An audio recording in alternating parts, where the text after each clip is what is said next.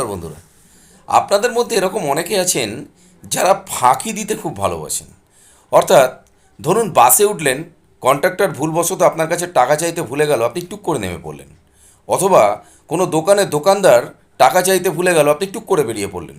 বা বিভিন্ন ক্ষেত্রে এরকম অনেক জায়গায় দেখবেন সামনে এগুলো এসে যায় যে যাকে আপনি টাকা দিতে চাইছেন সেই লোকটি ভুলবশত ভুলে গেল এবং আপনি ফাঁকি দিয়ে সেখান থেকে টুক করে কেটে পড়লেন।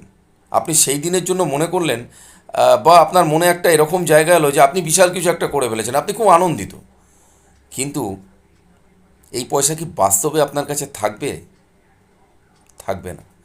এই পয়সা তো থাকবেই না, উল্টে আপনার এর থেকে ডবল পয়সা কোন দিক দিয়ে বেরিয়ে যাবে আপনি ভাবতেও পারবেন না।